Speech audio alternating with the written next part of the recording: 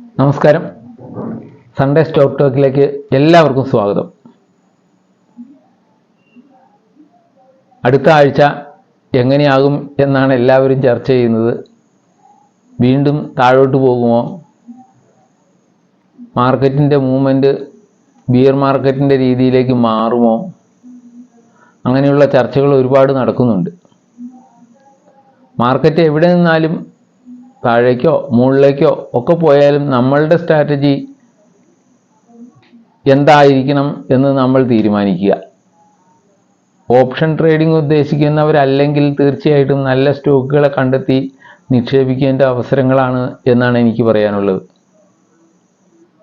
Market ഒരു beer മാർക്കറ്റിൻ്റെ അവസ്ഥയിലേക്ക് പോകാനുള്ള സാധ്യതകൾ വളരെ കുറവായിട്ടാണ് എനിക്ക് തോന്നുന്നത്.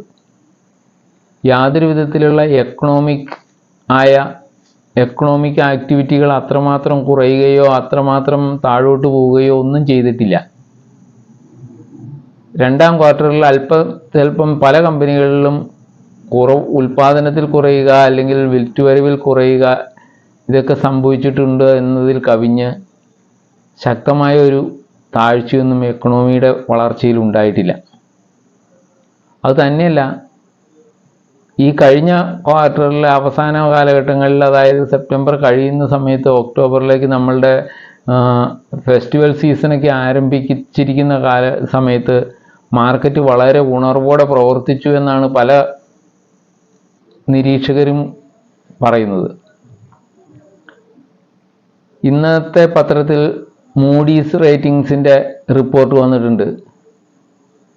ഇന്ത്യയുടെ വളർച്ച 2024 കാലണ്ടർ വർഷം, അതായത് ഈ വർഷം 7.2% ആയിരിക്കുമെന്നാണ് GDP വളർച്ച.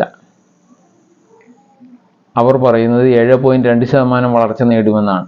റിസർവ് ബാങ്ക് നേരത്തെ പറഞ്ഞിട്ടുണ്ട് 7.2%. എന്നാൽ ഗവൺമെൻറ് പറഞ്ഞിരിക്കുന്നത് 6.5 to 7% ആണ് വളരുമെന്നാണ്. അപ്പോൾ ഇതിനിടയിൽ എവിടെയെങ്കിലും ആവും ഇതിൻ്റെ വളർച്ച എത്തി നിൽക്കുക എന്നുള്ളതിന് സംശയിക്കേണ്ട കാര്യമില്ല. കണക്കുകൾ എല്ലാവർക്കും ഒരുപോലെ തെറ്റിപ്പോവുക, അങ്ങനെയൊക്കെ സംഭവിക്കാൻ സാധ്യത കുറവാണ്. അതുമല്ല, ഒക്ടോബറിൽ നടന്നിട്ടുള്ള ഫെസ്റ്റിവൽ സീസണിലെ വിൽപ്പന എല്ലാവരും വളരെ മുന്നോട്ട് നീങ്ങിയതായി പറയുന്നുണ്ട്. CLSA ചൈനയിലേക്ക് അവർ ഷിഫ്റ്റ് ചെയ്യുമെന്ന് പറഞ്ഞിരുന്ന സ്റ്റാൻഡ് മാറ്റി ഇന്ത്യ തന്നെയാണ് അതിന് അവരുടെ ഫേവറിറ്റ് എന്നും ഇന്ത്യയാണ് സാമ്പത്തികമായി ഉയരുക എന്നും പറഞ്ഞ് വീണ്ടും തിരിച്ചു വരികയാണ്. CLSA അവരുടെ ഇമ്പോർട്ടൻസ് ഇന്ത്യക്ക് തിരിച്ചു കൊടുക്കുന്നു.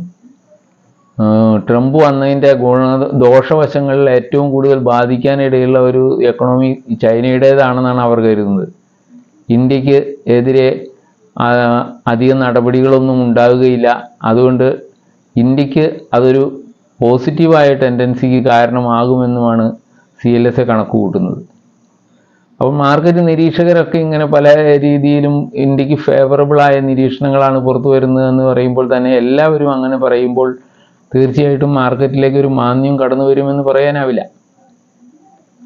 എത്ര സെല്ലിങ്ങുകളെയും ഉൾക്കൊള്ളാൻ പാകത്തിനായിരിക്കുന്നു മാർക്കറ്റ് എന്ന് വേണം കരുതാൻ. മ്യൂച്വൽ ഫണ്ടുകൾ ഒക്ടോബറിൽ 45,000 കോടിയിൽ പരം രൂപയാണ് ഇക്വിറ്റിയിലേക്ക് ഇറക്കിയിരിക്കുന്നതെന്ന് പറയുന്നു, വാങ്ങലുകൾ നടത്തിയിരിക്കുന്നത് അവർ.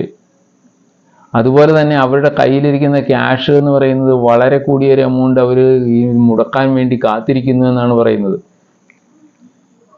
ജനം നിക്ഷേപിച്ച കാശുകൾ പലതും ബൈ ചെയ്തിട്ടില്ല. അവർ ഇനിയും അല്പം കൂടി താഴുമെന്നുള്ള കണക്കുകൂട്ടലിരിക്കുകയാണെന്ന് പറയുന്നു. സ്റ്റോക്ക് മാർക്കറ്റിൻ്റെ ഇനിയൊരു ഇടിവുണ്ടാവും, അപ്പോൾ മാത്രം ഇറക്കിയാൽ മതി എന്ന രീതിയിലാണ് മ്യൂച്വൽ ഫണ്ടുകാർ കരുതുന്നതെന്ന് പല റിപ്പോർട്ടുകളും പറയുന്നു. 5 മുതൽ 8% ക്യാഷ് അവരുടെ കയ്യിലുണ്ടെന്നാണ് പറയുന്നത്. എന്ന് പറഞ്ഞാൽ 1.47 lakhs crore അവരുടെ കയ്യിലുണ്ട് എന്ന് പറയുന്നു ഇനി പർച്ചേസ് ചെയ്യാൻ വേണ്ടി. അങ്ങനെ വരുമ്പോൾ അതും മാർക്കറ്റിലുണ്ടാക്കാവുന്ന ചലനം നല്ലൊരു മുന്നേറ്റമായിരിക്കും. അപ്പോൾ തീർച്ചയായിട്ടും നമ്മൾക്ക് പ്രതീക്ഷിക്കാം മാർക്കറ്റ് താഴത്ത് വീണ്ടും ഉയരുമ്പോൾ പലരുടെയും പ്രതീക്ഷകൾ പൂവണിയും എന്ന് വേണം പറയാൻ. എന്താണെന്ന് വെച്ചാൽ ലാഭം ഉണ്ടാക്കാൻ ഏറ്റവും എളുപ്പമുള്ള ഒരു മാർഗം ഈ താഴ്ചകളാണ് എന്ന് കരുതുക. അപ്പോൾ അങ്ങനെയുള്ള നിരീക്ഷണത്തോടെ ആ രീതിയിൽ തന്നെ മാർക്കറ്റിനെ സമീപിക്കുക. നിരാശപ്പെടേണ്ട കാര്യമൊന്നുമല്ല. ഇത്രയൊക്കെ ഇടിവ് സാധാരണ സംഭവിക്കുന്നതാണ് മാർക്കറ്റിൽ. പിന്നെ ഈ കൊറോണയോട് കൂടി കടന്നു വന്നവരാണ് അധികം പേരും ഈ സ്റ്റോക്ക് മാർക്കറ്റിൽ ഇപ്പോൾ ക്യാഷ് എടുക്കുന്നവർ, SIP ആയി ചെയ്യുന്നവരും ഒക്കെ അധികം പേരും അങ്ങനെ വന്നിട്ടുള്ളവരാണ്. അവർ ഇതുപോലുള്ള ഒരു തകർച്ച അതിനുശേഷം കണ്ടിട്ടില്ലാത്തത് കൊണ്ടുള്ള വെപ്രാളങ്ങളാണ് എല്ലാവർക്കും ഉള്ളത്. അല്ലാതെ ഇതിന് ഇതിന് യാതൊന്നും അപ്രതീക്ഷിതമായിട്ടുള്ളതല്ല. മാർക്കറ്റിൻ്റെ വാല്യുവേഷൻ എന്ന് പറഞ്ഞാൽ ഒരു ഷെയറിൻ്റെ വാല്യുവേഷൻ ഉയർന്നു പോകുന്നത് എങ്ങനെ പോകാമെന്നുള്ളതിന് നിബന്ധനകളൊന്നുമില്ല. നിങ്ങൾ ബൈ ചെയ്യാൻ എത്രമാത്രം ആളുകൾ കൂടുന്നോ അത്രയും കയറി പോകുന്നു. ആ കയറി പോകുന്നത് എന്തെങ്കിലും ഫണ്ടമെൻ്റലായി ആ ഷെയറിൻ്റെ ഇതിൽ വെച്ച് നോക്കുമ്പോൾ കമ്പനി വളർന്നിട്ടുണ്ടോ, കമ്പനിയുടെ പ്രൊഡക്റ്റ് വളർന്നിട്ടുണ്ടോ, അല്ലെങ്കിൽ വിൽപ്പന കൂടിയിട്ടുണ്ടോ, ഇതൊന്നും ആരും പരിഗണിക്കുന്നില്ല ആ സമയത്ത്. അതുകൊണ്ടൊക്കെ സംഭവിക്കുന്നതാണ് ഈ കറക്ഷനുകൾ. തീർച്ചയായിട്ടും ആ കറക്ഷനുകൾ അത്യാവശ്യമുള്ള കാര്യം തന്നെയാണ്. അത് മുതലാക്കാൻ ശ്രമിക്കുന്നിടത്താണ് നമുക്ക് വിജയിക്കാൻ പറ്റുക. ഓക്കെ, കൂടുതൽ നീട്ടുന്നില്ല. ഞാൻ 2-3 ഷെയറുകളെ നിങ്ങൾക്ക് വേണ്ടി പരിചയപ്പെടുത്തുന്നൊന്നുമല്ല, പഴയ ഷെയറുകൾ തന്നെയാണ്. ഇത് എല്ലാവർക്കും അറിയാവുന്ന ഷെയറുകളുമാണ്. അതിനെയൊന്ന് വെറുതെ വെളിപ്പെടുത്തുന്നു, നിങ്ങൾക്ക് മുമ്പിലേക്ക് സൂചന നൽകുന്നു എന്ന് മാത്രമേ ഉള്ളൂ. ഇന്ന് പോയി നാളെ പോയി വാങ്ങാനോ അങ്ങനെയുള്ള ഉദ്ദേശത്തിലൊന്നും അല്ല കേട്ടോ. നിങ്ങളതിനെ ശ്രദ്ധിക്കുന്നുണ്ട്. ഈ തകർച്ചയിലും വലിയ ഒരുപാട് തകരാതെ നിന്ന ഷെയറുകളാണ്. പിന്നെ ഈ മ്യൂച്വൽ ഫണ്ടുകൾ ഈ ഒക്ടോബറിൽ വാങ്ങിക്കൂട്ടിയപ്പോൾ ആ ലിസ്റ്റിൽ പെട്ടിട്ടുള്ള കമ്പനികളാണ്. അങ്ങനെയുള്ള പ്രത്യേകതകളുണ്ട്. അതുകൊണ്ട് ഞാൻ സെലക്ട് ചെയ്തതേ ഉള്ളൂ. പിന്നെ റിപ്പോർട്ട് വന്നത് അത്ര മോശപ്പെട്ട റിപ്പോർട്ടുകളല്ല ഈ Q2 അവയൊന്നും രേഖപ്പെടുത്തിയിരിക്കുന്നത്. നല്ല റിപ്പോർട്ടുകൾ കൊടുത്തിരിക്കുന്നു. അതുകൊണ്ട് മാർക്കറ്റ് ഉയരുമ്പോൾ തീർച്ചയായും ആദ്യം മുന്നിലേക്ക് വരാൻ സാധ്യതയുള്ള ഷെയറുകൾ എന്ന നിലയിലാണ് ഞാനിതിനെ കാണുന്നത്. ആദ്യത്തെ DVS ലാബാണ്. ഫാർമ സെക്ടറിന് നല്ലൊരു പ്രതീക്ഷയ്ക്ക് വകയുണ്ട് എന്നാണ് എല്ലാവരും പറയുന്നത്. കാരണം ഈ സാമ്പത്തികമായി അമേരിക്കയിൽ ഉണ്ടാകുന്ന ഏത് ഉണർവും മെഡിസിനുകൾ കൂടുതൽ അവർ ഇറക്കുമതി ചെയ്യുകയും അത് അധികം കമ്പനികളും ഇന്ത്യയിൽ നിന്നുള്ള ആവുകയും ചെയ്യുമ്പോൾ ഇന്ത്യക്ക് അതിലൊരു നല്ലൊരു വിജയസാധ്യത കിടക്കുന്നു ഇന്ത്യൻ കമ്പനികൾക്ക്. അങ്ങനെയുള്ള ഏറ്റവും നല്ലൊരു കമ്പനിയാണ് DVS ലാബ് എന്ന് പറയുന്നത്. അതിൻ്റെ 1,52,647 രൂപയാണ് അതിൻ്റെ മാർക്കറ്റ് ക്യാപ്പ്. ഇപ്പോൾ ക്ലോസ് ചെയ്തിരിക്കുന്നത് 5,750 രൂപയ്ക്കാണ്. 52 വീക്ക് ഹൈ എന്ന് പറയുന്ന 6,276 രൂപയും ലോ എന്ന് പറയുന്നത് 3,350 രൂപയുമാണ്. അതിൻ്റെ ഷെയർ ഹോൾഡിങ്ങിൽ FIs 2% വർധന വരുത്തിയിട്ടുണ്ട്. ഈ കഴിഞ്ഞ ക്വാർട്ടറിൽ 17.25 FIs ഹോൾഡ് ചെയ്യുന്നു. DIs 20.98 ഹോൾഡ് ചെയ്യുന്നു. പബ്ലിക്കിൻ്റെ കയ്യിൽ 9.79% ഷെയറാണുള്ളത്. ബാക്കി അതിൻ്റെ പ്രൊമോട്ടറുടെ കയ്യിലുള്ള ഷെയർ എന്ന് പറഞ്ഞാൽ 51.89 അപ്പോൾ ഈ ഷെയറിന് FIs ഒക്കെ ഒരു അല്പം ഇമ്പോർട്ടൻസ് കൊടുക്കുന്നു ഈ ഫാർമ സെക്ടറിൽ. അതിൻ്റെ ബലവും അതിനുണ്ട്. നല്ല റിപ്പോർട്ട് വന്നിരിക്കുന്നു കഴിഞ്ഞ ക്വാർട്ടറിലേത്. അങ്ങനെയുള്ള കാര്യങ്ങളൊക്കെ കൊണ്ട് വലിയ താഴ്ച അതിനുണ്ടായിട്ടില്ല ഈ തകർച്ചയില്ലെന്നാണ് പറയാനുള്ളൂ മാർക്കറ്റിൻ്റെ. അതുകൊണ്ട് തീർച്ചയായിട്ടും നിങ്ങൾക്ക് ശ്രദ്ധിക്കാവുന്ന ഒരു ഷെയറാണ്. അതുപോലെ തന്നെയാണ് Fortis health care. Fortis health care ഈ താഴ്ചയിലും ഉയരുകയാണ് ഉണ്ടായിട്ടുള്ളത്. ഞാൻ കഴിഞ്ഞ 2-3 ആഴ്ചകൾക്ക് മുമ്പ് അതിനെ നിങ്ങളുടെ ശ്രദ്ധയിലേക്ക് കൊണ്ടുവന്നിരുന്നതാണ്. അതും കഴിഞ്ഞ് അതൊരു 10-20% വളർന്നു പോയിട്ടുണ്ട് ഇപ്പോൾ. എങ്കിൽ തന്നെയും ഫോർട്ടിസ് ഹെൽത്ത് കെയർ അവരുടെ വളർച്ച കൂടുതൽ ഇനി ഉണ്ടാകുമെന്ന് തന്നെയാണ് നൽകുന്ന സൂചന. ആ കമ്പനിയുടെ കുറച്ച് കേസുകളും ഒക്കെ ഉണ്ടായിരുന്നു. അതിൻ്റെ ഷെയർ സംബന്ധിച്ചും ഷെയർ ഹോൾഡിംഗ് സംബന്ധിച്ചും IHH എന്ന് പറയുന്ന സിംഗപ്പൂർ സ്ഥാപനമാണ് അത് ഇപ്പോൾ അതിൻ്റെ കൺട്രോൾ ചെയ്യുന്നത്. അവർക്ക് 37.48% ഷെയറാണ് കയ്യിലുള്ളത്. അപ്പോൾ ആ ഷെയർ വാങ്ങിയതിൽ തന്നെ ചില പ്രശ്നങ്ങളൊക്കെ ഉണ്ടായി. അങ്ങനെയുള്ള കേസെല്ലാം ഒഴിവായിരിക്കുന്നു. അതുകൊണ്ട് തന്നെ അതിനൊരു മൂവ്മെൻറ്റിനുള്ള സാധ്യത കാണുന്നു. തീർച്ചയായിട്ടും അതിനൊരു ഭാവി ശോഭനമാകും എന്നാണ് എൻ്റെ പ്രതീക്ഷ. ഇന്ത്യയിലെ 2ാമത്തെ അപ്പോളോ ഹോസ്പിറ്റൽസ് കഴിഞ്ഞാൽ രണ്ടാമത് ക്യാപിറ്റലുള്ള ഒരു ഹോസ്പിറ്റൽ ചെയിനാണ് അവരുടേത്. ആ രീതിയിൽ അതിനെ ശ്രദ്ധിക്കുക. അതിൻ്റെ ഇപ്പോഴത്തെ വില കിടക്കുന്നത് 639 രൂപയാണ്. മാർക്കറ്റ് ക്യാപ്പ് എന്ന് പറഞ്ഞാൽ 48,249 രൂപയാണുള്ളത്. ഹൈ കാണിച്ചിരിക്കുന്നത് 659 രൂപയും ലോ 52 വീക്ക് ലോ എന്നുള്ള 356 രൂപയുമാണ് കാണിച്ചിരിക്കുന്നത്. പ്രൊമോട്ടറായ ഈ IHH ഇൻ്റർനാഷണലിൻ്റെ കിടക്കുന്നത് 31.17% ഉള്ളൂ. FIS 25.26. DISൻ്റെ കയ്യിലുള്ള ഷെയർ 30.7% ഉണ്ട്. അവർ കൂട്ടിയിട്ടുണ്ടത് പബ്ലിക്കിൻ്റെ കയ്യിൽ 12% ഷെയറുമാണുള്ളത്. അതാണ് ഫോർട്ടിസ് ഹെൽത്ത് കെയർ. അപ്പോൾ ഈ ഷെയറിനെ ഒന്ന് ശ്രദ്ധിക്കാവുന്നതാണ്.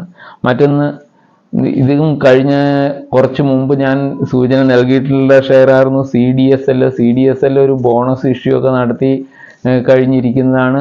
ഒരു 350% അതിൻ്റെ റിട്ടേൺ ഈ ബോണസ് ഇഷ്യൂ ഒക്കെ അങ്ങോട്ട് കൂടി ആളുകൾക്ക് ലഭിച്ചിട്ടുണ്ടെന്നാണ് ഒരു വർഷത്തിൽ. അത്രമാത്രം ബെനിഫിറ്റ് തന്ന ഒരു ഷെയറാണ് CDSL. അത് 500 രൂപയിൽ നിന്ന് അത് 480 500 ഒക്കെ ഉണ്ടായിരുന്ന സ്ഥാനത്ത് നിന്നാണ് അത് ഇന്നത്തെ 1473 ഇപ്പോൾ ക്ലോസ് ചെയ്തിരിക്കുന്നത്. അതിൻ്റെ ഹൈ കാണിച്ചിരിക്കുന്നത് 1679 രൂപയാണ് ഹൈ കാണിച്ചിരിക്കുന്നത്. 811 രൂപ ലോ കാണിച്ചിരിക്കുന്നു. അപ്പോൾ ആ ഷെയർ നിങ്ങളൊന്ന് ശ്രദ്ധിക്കുക. അതിന് വളരെയേറെ സാധ്യതയുള്ള ഒരു ഷെയറാണ്. അതായത് മാർക്കറ്റ് ഇപ്പോൾ താഴുകയോ ഉയരുകയോ ഒക്കെ ചെയ്താലും ട്രാൻസാക്ഷൻ കൂടുന്നതനുസരിച്ച് അതിൻ്റെ ബിസിനസ് കൂടുന്നതാണ്. അതായത് സെൻട്രൽ ഡെപ്പോസിറ്ററി സർവീസാണ്. ഈ DP അക്കൗണ്ടുകളെല്ലാം ഹോൾഡ് ചെയ്യുന്ന ഓരോ അക്കൗണ്ടുകളും ഓരോ കസ്റ്റമേഴ്സിൻ്റെ അക്കൗണ്ടുകളും കീപ്പ് ചെയ്യുന്നവരാണ്. ഷെയറിൻ്റേത് മ്യൂച്വൽ ഫണ്ടിൻ്റേതായാലും അങ്ങനെയൊക്കെയുള്ള സർവീസ് ആയതുകൊണ്ട് അവർക്ക് ഇപ്പം മാർക്കറ്റ് താഴുന്നു എന്ന് പറഞ്ഞാലും ബിസിനസ് കൂടുകയാണ് ചെയ്യുന്നത് അവർ. അല്ലെങ്കിൽ മാർക്കറ്റ് ഉയരുന്നു എന്ന് പറഞ്ഞാലും ബിസിനസ് അവരുടേത് കൂടുന്നതാണ്.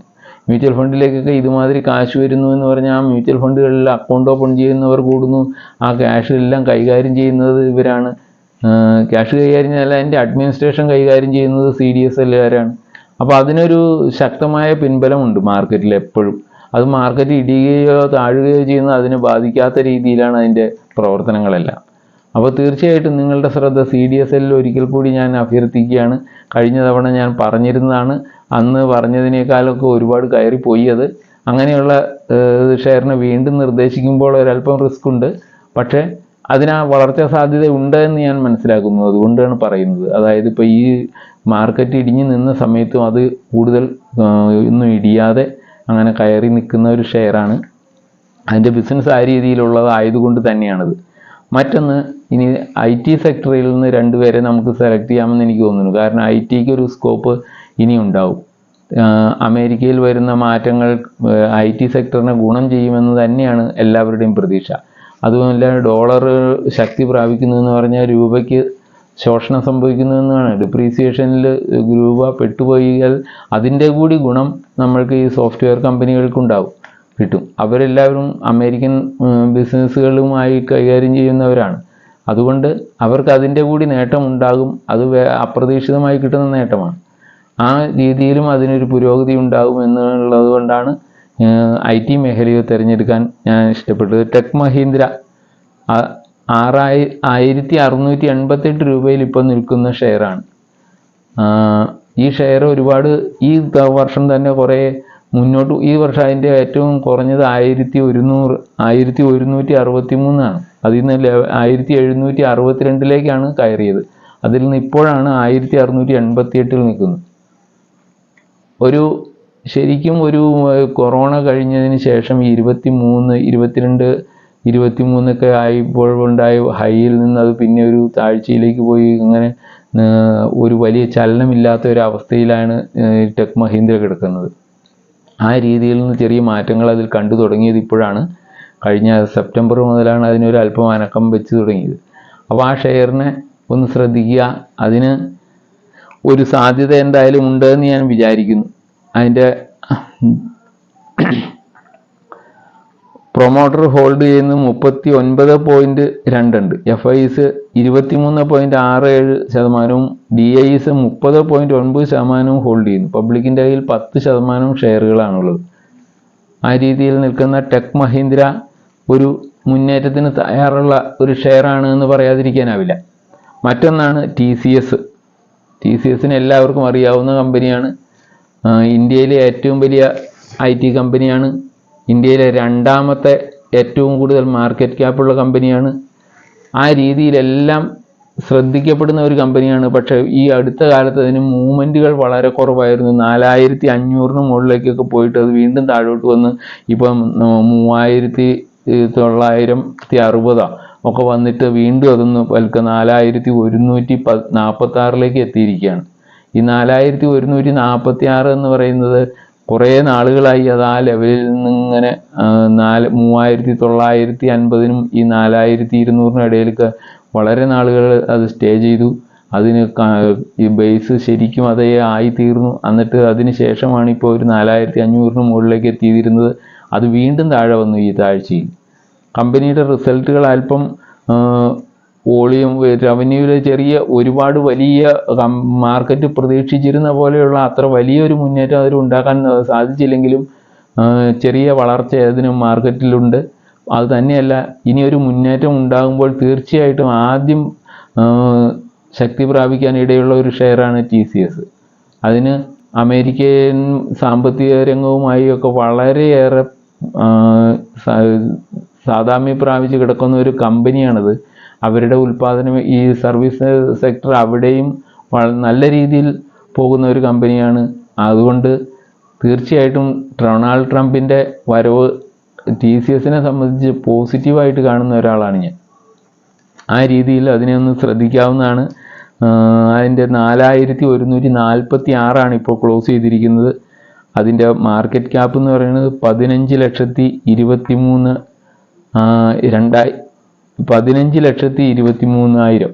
ആണ് ഇപ്പോൾ അതിൻ്റെ മാർക്കറ്റ് ക്യാപ്പ് ഉള്ളത്. ഇന്ത്യയിലെ രണ്ടാമത്തെ കമ്പനിയാണ് മാർക്കറ്റ് ക്യാപ്പിൽ. റിലയൻസ് കഴിഞ്ഞാലുള്ള കമ്പനിയാണ്. അതിനൊരു മൂവ്മെൻറ്റ് ഉണ്ടായി കഴിഞ്ഞാൽ തീർച്ചയായിട്ടും അത് മുകളിലേക്ക് പോയി തുടങ്ങിയാൽ അതിന് നല്ലൊരു രീതിയിലുള്ള മുന്നേറ്റം ഉണ്ടാകുമെന്ന് പ്രതീക്ഷിക്കുന്നതുകൊണ്ടാണ് ഞാനിതിനെ എടുത്തത്. കാരണം 1000-നും 1200-നും ഇടയിൽ അത് എത്ര കാലം കിടന്നിരുന്നു എന്ന് അറിയാവുന്നവർക്ക് ഈ 3950-നും 4200-നും ഇടയിലുള്ള ആ ബേസ് മേക്കിംഗ് കണ്ടു കഴിഞ്ഞാൽ തീർച്ചയായിട്ടും അടുത്ത മുന്നേറ്റത്തിൽ അവൻ നല്ലൊരു രീതിയിൽ കടന്നു പോകും എന്ന് തന്നെ പ്രതീക്ഷിക്കാനാണ് എനിക്കിഷ്ടം. അങ്ങനെ ആവാനുള്ള ഒരു സാധ്യത ഞാൻ കാണുന്നത് കൊണ്ടാണ് നിങ്ങളുടെ ശ്രദ്ധയിലേക്ക് അത് കൊണ്ടുവരുന്നത്. അങ്ങനെ ഇത്രയും ഷെയറുകൾ നിങ്ങളുടെ ശ്രദ്ധയിൽപ്പെടുത്തിയെന്നേ ഉള്ളൂ. മാർക്കറ്റുകൾ ഇടിയുകയൊക്കെ ചെയ്ത സമയത്ത് നല്ല രീതിയിൽ നിന്ന വലിയ നഷ്ടങ്ങൾ ഉണ്ടാക്കാതെ അല്ലെങ്കിൽ താഴോട്ട് പോകാതെ പെർഫോം ചെയ്ത ഷെയറുകളാണ്. അതുമല്ല, മാർക്കറ്റ് ഇങ്ങനെ താണപ്പോൾ ഈ മ്യൂച്വൽ ഫണ്ടുകളൊക്കെ നല്ല രീതിയിൽ ബൈ ചെയ്തിട്ടുള്ള കമ്പനികളാണിതൊക്കെ. അവർ നല്ല രീതിയിൽ അതിൽ മുടക്കിയിരിക്കുന്നു. അപ്പോൾ ആ രീതിയിലൊക്കെ ആയതുകൊണ്ടാണ് കൂടിയാണ് അതങ്ങനെ ഒരുപാട് ഇടിയാതെ നിന്നതെന്നുള്ളത് നമുക്ക് മനസ്സിലാക്കാം. അപ്പോൾ അങ്ങനെയുള്ള കമ്പനികൾ അടുത്ത ഒരു മുന്നേറ്റത്തിൽ ആദ്യം സ്ഥാനം പിടിക്കുമെന്നുള്ള പ്രതീക്ഷയോടെയാണ് ഞാനിതെല്ലാം നോക്കിയിട്ടുള്ളത്. നിങ്ങളോട് അത് ഇന്ന് വാങ്ങുക എന്നോ ഇപ്പോൾ വാങ്ങുക എന്നോ ഒന്നും നിർദ്ദേശിക്കുന്നില്ല ഞാൻ. നിങ്ങളത് ശ്രദ്ധിക്കുക. മാർക്കറ്റ് ഇനിയും താഴാം. മാർക്കറ്റിന് ഒരു 3-4% കൂടിയൊന്നും താഴുന്നതിനൊന്നും യാതൊരു കുഴപ്പവുമില്ല. അതിൻ്റെ വാല്യുവേഷനിലൊന്നും വലിയ കുറച്ചിലുണ്ടായിട്ടില്ല എന്ന് ഇപ്പോഴും പറയുന്ന വിദേശ സ്ഥാപനങ്ങളുണ്ട്. ഈ 10% താഴുമ്പോഴും അതിൻ്റെ വാല്യൂ ഹൈ ആണ് ഇവിടുത്തെ പല ഷെയറുകളുടേതും എന്ന് പറയുന്ന സ്ഥാപനങ്ങളുണ്ട്. അപ്പോൾ ആ രീതി വെച്ച് നോക്കുമ്പോൾ തീർച്ചയായിട്ടും ഇനിയും താഴാനുള്ള സാധ്യതയുണ്ട്. നിങ്ങൾ ക്യാഷ് മുടക്കുമ്പോൾ അതിനെ കണ്ടുകൊണ്ട് തന്നെ വേണം ക്യാഷ് മുടക്കി വാങ്ങാൻ. അത് നിങ്ങളുടെ ക്യാഷാണ്, അതിനെ ശ്രദ്ധിക്കുക. പിന്നെ ചാടിക്കയറി ഒന്നായി വാങ്ങുകയൊന്നും ചെയ്യരുത്. കാശുണ്ടെങ്കിൽ പോലും അത് പലപ്പോഴായി നല്ല രീതിയിൽ സൂക്ഷിച്ച് കൈകാര്യം ചെയ്യുക. താഴ്ചകൾക്ക് നമ്മൾ സ്വാഗതം കൊടുക്കുക. അതേസമയം ചാടിക്കയറി ഉയർന്നു പോകുമ്പോൾ തന്നെ അതിൻ്റെ പുറകെ പോയി എല്ലാവരും വാങ്ങിക്കാനും നിൽക്കരുത്. കാരണം മാർക്കറ്റ് ഇനിയും ഒരുപാട് ഫ്ലക്ച്വേഷൻസ് കാണിക്കും. മാർക്കറ്റിൻ്റെ ഈ സ്റ്റെബിലിറ്റി ഇവിടെ ഉണ്ടായതിന് ശേഷം മാത്രമേ മാർക്കറ്റിന് ശക്തമായൊരു മുന്നേറ്റം കാഴ്ചവെക്കാനാവൂ എന്നുള്ളതും നമ്മൾ മനസ്സിലാക്കുക. Okay, thank you. വീണ്ടും കാണാം. എല്ലാവരും സബ്സ്ക്രൈബ് ചെയ്യാനും കമൻറ്റ് ചെയ്യാനും ഒന്നും മറക്കണ്ട. എല്ലാവരും സഹായിക്കും എന്ന് ഞാൻ പ്രതീക്ഷിക്കുന്നു. Thank you. എല്ലാവർക്കും നന്ദി. നമസ്കാരം.